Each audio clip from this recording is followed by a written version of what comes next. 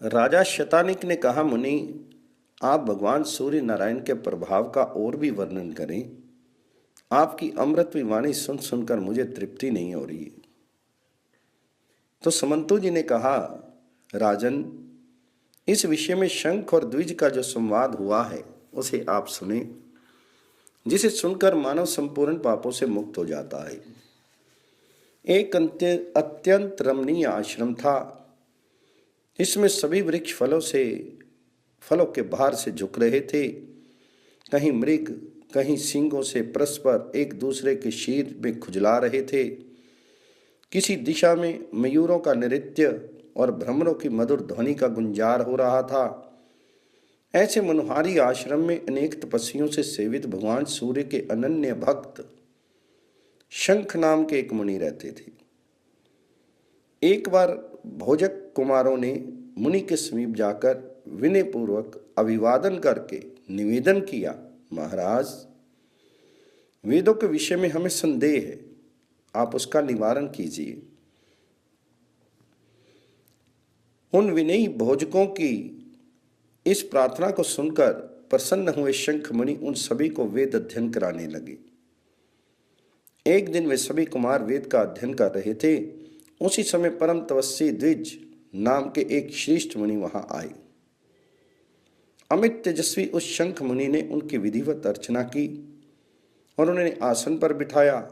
उन कुमारों ने भी उनकी वंदना की, जिससे द्विज बहुत प्रसन्न हुए। शंख मुनि ने उन भोजक कुमारों से कहा, शिष्ट पुरुष के आगमन से अन अध्याय होता है, अतः तुम सब इस समय अपना अध्ययन समाप्त करो। ये सुनते ही कुमारों ने अपने अपने ग्रंथ बंद कर लिए। द्विज ने शंख मुनि से पूछा, ये बालक कौन है और क्या पढ़ते हैं? तो शंख मुनि ने कहा, महाराज, ये भोजक कुमार हैं। सूत्र और कल्प के साथ चारों वेद, सूर्य नारायण के पूजन और हवन का विधान, प्रतिष्ठा की विधि, रथ यात्रा की रीति तथा सप्तमी तिथि के कल्प का ये अध्ययन कर रहे हैं। तो द्विज ने पुनः पूछा, मुनि, सप्तमी व्रत का क्या विधान है और भगवान सूर्य के अर्चन की क्या विधि है? सूर्य मंदिर में गंध, पुष्प, दीप आदि देने से क्या फल होता है? किस व्रत, नियम और दान से भगवान सूर्य प्रसन्न होते हैं? उन्हें कौन से पुष्प, धूप तथा उपहार दिए जाते हैं? ये सब मैं सुनना चाहता हूं, इसे आप बताइए। तो सूर्य नारायण के महात्म्य की भी विशेष रूप से चर्चा करें। तो शंख मुनि ने कहा, इस प्रसंग में मैं महाराज सांब और महर्षि वशिष्ठ के संवाद का वर्णन कर रहा हूं। एक बार सांब महर्षि वशिष्ठ के पवित्र आश्रम पर गए।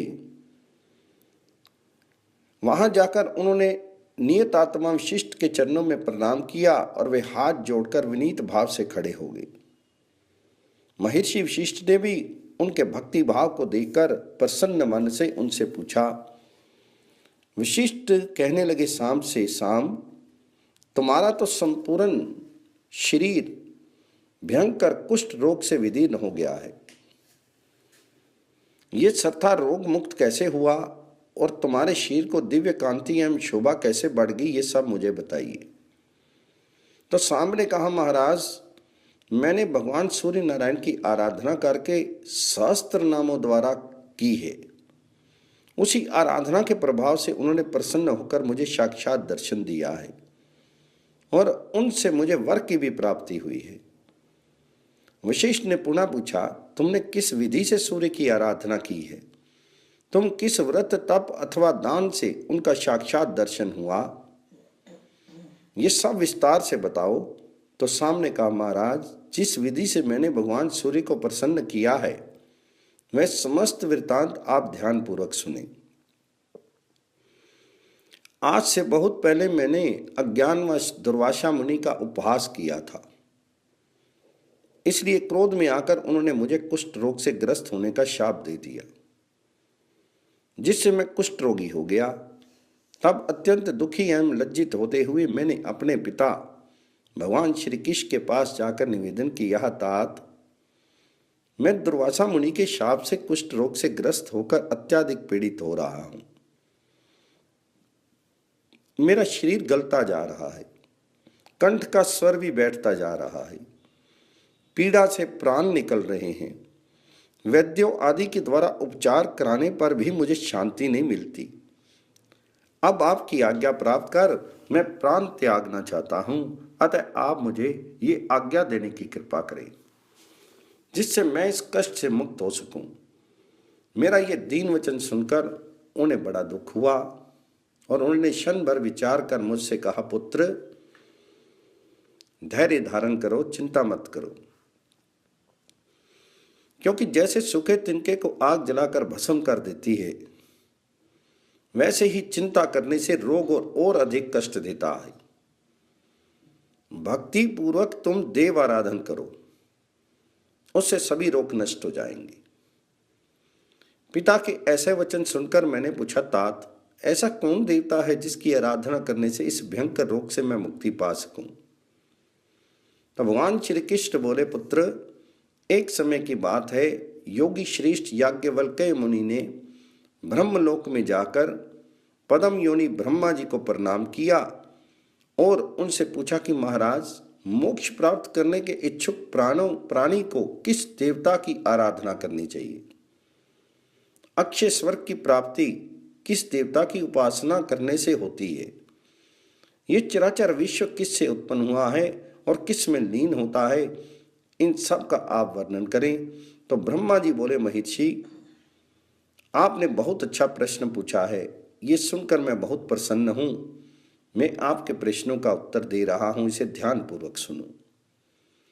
जो देव श्रेष्ठ अपने उदय के साथ ही समस्त जगत का अंधकार नष्ट कर तीनों लोगों को प्रतिभासित कर देते हैं, वे अजर, अमर, अव्यय, शाश्वत, अक्षय, शुभ अशुभ के जानने वाले, कर्मों की साक्षी, सर्व देवता और जगत के स्वामी हैं। उनका मंडल कभी क्षय नहीं होता। वे पितरों के पिता, देवताओं के भी देवता, जगत के आधार, सृष्टि स्थिति तथा संहार करता है। योगी पुरुष वायु रूप होकर जिनमें लीन हो जाते हैं, जिनकी सहस्त्र रश्मियों में मुनि, सिद्धगण और देवता निवास करते हैं, जनक, व्यास, शुकदेव, बालखिल्य आदि ऋषिगण, पंचशिख आदि योगीजन जिनके प्रभामंडल में प्रविष्ट हुए हैं, ऐसे वे प्रत्यक्ष देवता सूर्य नारायण ही हैं। ब्रह्मा, विष्णु तथा शिव आदि का नाम तो मात्र सुनने में ही आता है, पर सभी को वे दृष्टिगोचर नहीं होते, किंतु तिमर नाशक सूर्य नारायण सभी को प्रत्यक्ष दिखाई देते हैं, इसलिए सभी देवताओं में श्रेष्ठतम हैं। अतः याज्ञवल्क्य, आपको भी सूर्य नारायण के अतिरिक्त अन्य किसी देवता की उपासना नहीं करनी चाहिए। इस प्रत्यक्ष देवता की आराधना करने से सभी फल प्राप्त हो जाते हैं। याज्ञवल्क्य मुनि ने कहा, महाराज आपने मुझे बहुत ही उत्तम उपदेश दिया है जो बिल्कुल सत्य है। मैंने पहले भी बहुत बार सूर्य नारायण के महात्म्य को सुना है। जिनके दक्षिण अंग से विष्णु, वाम अंग से स्वयं आप और ललाट से रुद्र उत्पन्न हुए हैं, उनकी तुलना और कौन देवता कर सकते हैं? उनके गुणों का वर्णन भला किन शब्दों में किया जा सकता है? अब मैं उनकी उस आराधना विधि को सुनना चाहता हूं जिसके द्वारा मैं संसार सागर को पार कर जाऊं। वे कौन से व्रत, उपवास, दान, होम, जप है आदि हैं जिनके करने से सूर्य नारायण प्रसन्न होकर समस्त कष्टों को दूर कर देते हैं? ये सब आप बतलाने की कृपा करें, क्योंकि प्राणियों द्वारा धर्म, अर्थ और काम की प्राप्ति के लिए जो चेष्टाएं की जाती हैं, उनमें वही चेष्टा सफल है जो भगवान सूर्य का आश्रय ग्रहण कर अनुष्ठित हो, अन्यथा वे सभी क्रियाएं व्यर्थ हैं। इस अपार घोर संसार सागर में निमग्न प्राणियों द्वारा एक बार भी किया गया सूर्य नमस्कार मुक्ति को प्राप्त करा देता है। भक्ति भाव से परिपूर्ण याज्ञवल्क्य के इस वचनों को सुनकर ब्रह्मा जी प्रसन्न हो उठे और कहने लगे, याज्ञवल्क्य, आपने सूर्य नारायण की आराधना का जो उत्तम उपाय पूछा है उसका मैं वर्णन कर रहा हूं। एकाग्रचित होकर सुनो। तो ब्रह्मा जी बोले, आदि और अंत से रहित, सर्वव्याप्त, पर ब्रह्म अपनी लीला से प्रकृति पुरुष रूप धारण करके संसार को उत्पन्न करने वाले अक्षर, सृष्टि रचना के समय ब्रह्मा, पालन के समय विष्णु और संहार काल में रुद्र का रूप धारण करने वाले सर्वदेव में पूज्य भगवान सूर्य नारायण ही हैं। अब मैं भेद उपभेद स्वरूप उन भगवान सूर्य को प्रणाम करके उनकी आराधना का वर्णन करूंगा। ये अत्यंत गुप्त है, जिसे प्रसन्न होकर भगवान भास्कर ने मुझसे कहा था। तो ब्रह्मा जी पुनः बोले, याज्ञवल्क्य, एक बार मैंने सूर्य भगवान की स्तुति की, उस स्तुति से प्रसन्न होकर वे प्रत्यक्ष प्रकट हो गए। तब मैंने उनसे पूछा कि महाराज, वेद वेदांगों में और पुराणों में आपका ही प्रतिपादन हुआ है। आप शाश्वत, अज तथा परब्रह्म स्वरूप है। ये जगत आप में ही स्थित है। गृहस्थ आश्रम जिसका मूल है, ऐसे वे चारों आश्रमों वाले रात दिन आपकी अनेक मूर्तियों का पूजन करते हैं। आप इस सब के माता पिता और पूज्य हैं। आप किस देवता का ध्यान एवं पूजन करते हैं, मैं इसे नहीं समझ पा रहा हूं। इसे मैं सुनना चाहता हूं। मेरा मन में बड़ा कौतूहल हो रहा है। तब भगवान सूर्य ने कहा, ब्राह्मण, ये अत्यंत गुप्त बात है, किंतु आप मेरे परम भक्त हैं, इसलिए मैं इसका यथावत वर्णन कर रहा हूं। वे परमात्मा सभी प्राणियों में व्याप्त, अचल, नित्य, सूक्ष्म तथा इंद्रियातीत हैं। उन्हें क्षेत्रज्ञ, पुरुष, हिरण्यगर्भ, महान, प्रधान तथा बुद्धि आदि अनेक नामों से अभिहित किया जाता है। जो तीनों लोकों के एकमात्र आधार हैं, वे निर्गुण होकर भी अपनी इच्छा से सगुण हो जाते हैं। सबके साक्षी हैं, स्वतः कोई कर्म नहीं करते और ना तो कर्म फल की प्राप्ति में संलिप्त रहते हैं। वे परमात्मा सब और सिर, नेत्र, हाथ, पैर, नासिका, कान तथा मुख वाले हैं। वे समस्त जगत को आच्छादित करके अवस्थित है तथा सभी प्राणियों के स्वच्छंद होकर आनंद पूर्वक विचरण करते हैं। शुभ अशुभ कर्म रूप बीज वाला शरीर क्षेत्र कहलाता है। इसे जानने के कारण परमात्मा क्षेत्रज्ञ कहलाते हैं। वे अव्यक्त पुर में शयन करने से पुरुष, बहुत रूप धारण करने से विश्वरूप और धारण पोषण करने के कारण महापुरुष कहे जाते हैं। ये ही अनेक रूप धारण करते हैं। जिस प्रकार एक ही वायु शरीर में प्राण, अपान आदि अनेक रूप धारण किए हुए है, और जैसे एक ही अग्नि अनेक स्थान भेदों के कारण अनेक नामों से अभिहित की जाती है, उसी प्रकार परमात्मा भी अनेक भेदों के कारण बहुत रूप धारण करते हैं। जिस प्रकार एक दीप से हजारों दीप प्रज्वलित हो जाते हैं, उसी प्रकार एक परमात्मा से संपूर्ण जगत उत्पन्न होता है।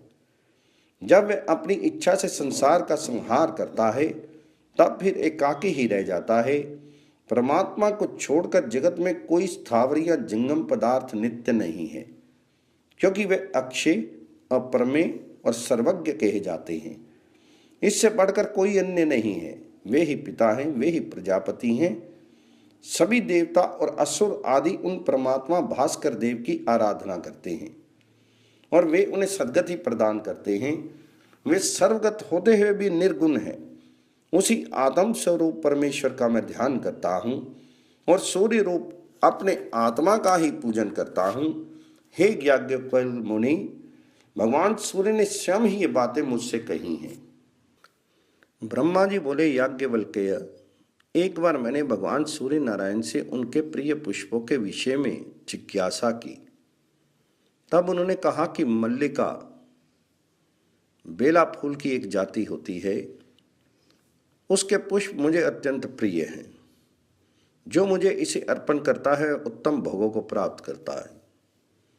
मुझे श्वेत कमल अर्पण करने से सौभाग्य, सुगंधित कटज पुष्प से अक्षय ऐश्वर्य की प्राप्ति होती है और मंदार पुष्प से सभी प्रकार के कुष्ठ रोगों का नाश होता है और बिल्व पत्र से पूजन करने पर विपुल संपत्ति की प्राप्ति होती है।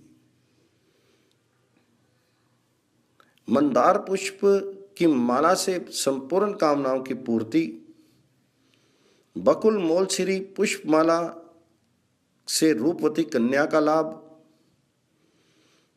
पलाश पुष्प से अरिष्ट शांति, अगस्त पुष्प से पूजन करने पर मेरा सूर्य नारायण का अनुग्रह तथा करवीर कनेर पुष्प समर्पित करने से मेरे अंचर होने का सौभाग्य प्राप्त होता है।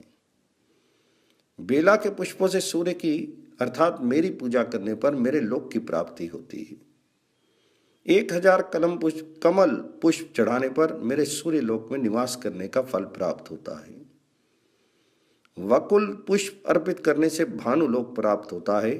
कस्तूरी, चंदन, कुमकुम तथा कपूर के योग से बनाए गए यक्ष कर्दम गंध का लेपन करने से सद्गति प्राप्त होती है। सूर्य भगवान के मंदिर का मार्जन तथा उपलेपन करने वाला सभी रोगों से मुक्त हो जाता है और उसे शीघ्र ही प्रचुर धन की प्राप्ति होती है। जो भक्तिपूर्वक गेरू से मंदिर का लेपन करता है उसे संपत्ति प्राप्त होती है और वह रोगों से मुक्ति प्राप्त कर लेता है। और यदि मृतिका से लेपन करता है तो उसे 18 प्रकार के कुष्ठ रोगों से मुक्ति मिल जाती है। सभी पुष्पों से करवीर का पुष्प और समस्त विलोपनों में रक्त चंदन का विलेपन मुझे अधिक प्रिय है। करवीर के पुष्पों से जो सूर्य भगवान की मेरी पूजा करता है वह संसार के सभी सुखों को भोगकर अंत में स्वर्गलोक में निवास करता है। मंदिर में लेपन करने से के पश्चात मंडल बनाने पर सूर्य लोक की प्राप्ति होती है। 1 मंडल बनाने से अर्थ की प्राप्ति, 2 मंडल बनाने से आरोग्य, 3 मंडल की रचना करने से अविच्छिन्न संतान, 4 मंडल बनाने से लक्ष्मी, 5 मंडल बनाने से विपुल धन धान्य, 6 मंडलों की रचना करने से आयु, बल और यश तथा 7 मंडलों की रचना करने से मंडल का अधिपति होता है तथा आयु, धन, पुत्र और राज्य की प्राप्ति होती है एवं अंत में उसे सूर्य लोक मिलता है। मंदिर में घृत का दीपक प्रज्वलित करने से नेत्र रोग नहीं होता। महुए के तेल का दीपक जलाने से सौभाग्य प्राप्त होता है।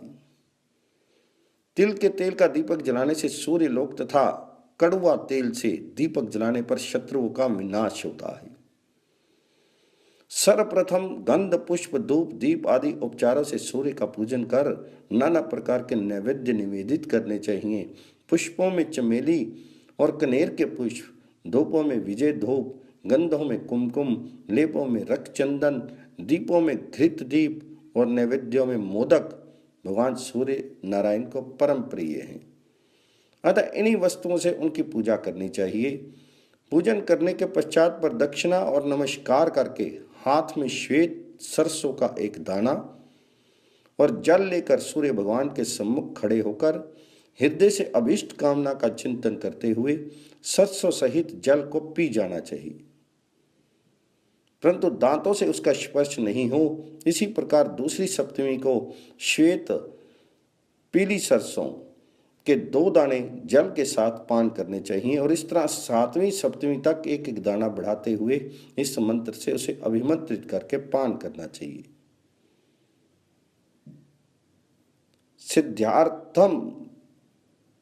सिद्धार्थकस्त्वं ही लोके सर्वत्र स्युस्से यथा तथा मामपि सिद्धार्थम अर्थ करताम रवि।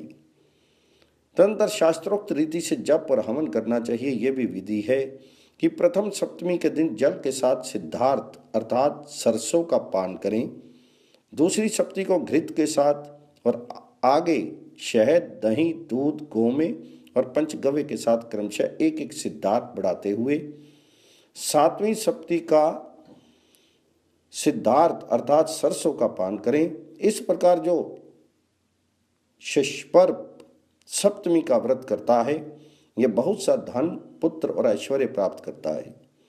उसकी सभी मन कामनाएं सिद्ध हो जाती हैं और वह सूर्य लोक में निवास करता है।